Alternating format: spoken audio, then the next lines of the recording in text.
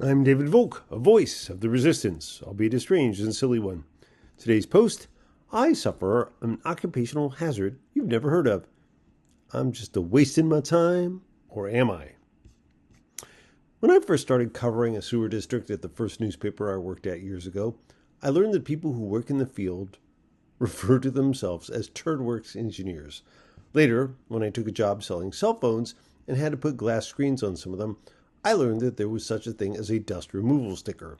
And tonight, I learned that there's a little known hazard of being a timer at swim meets. I call it timer's hypnosis.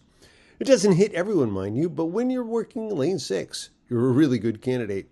That's because lane 6 doesn't always see a lot of action.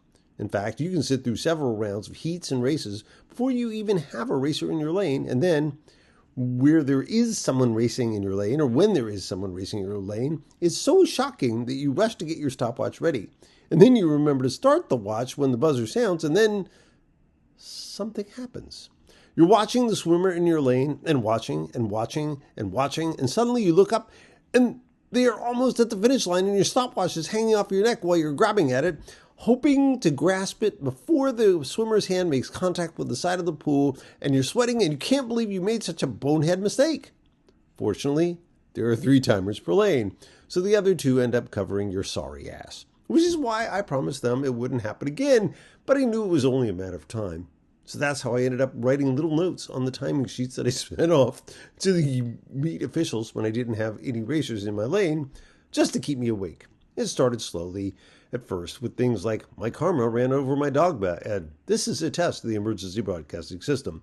In the event of an actual emergency, I had no idea that anyone was reading them until I wrote this one.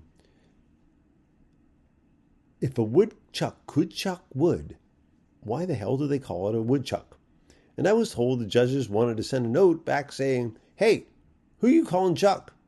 I even wrote, if the answer to life, the universe, and everything is 42, what the heck is the answer? And my personal favorite, the old Stephen Wright joke, today I went to a restaurant that served breakfast any time, so I ordered French toast during the Renaissance. And when I was done timing, I wrote, so long, and thanks for all the fish. Sometimes you just gotta do what you gotta do.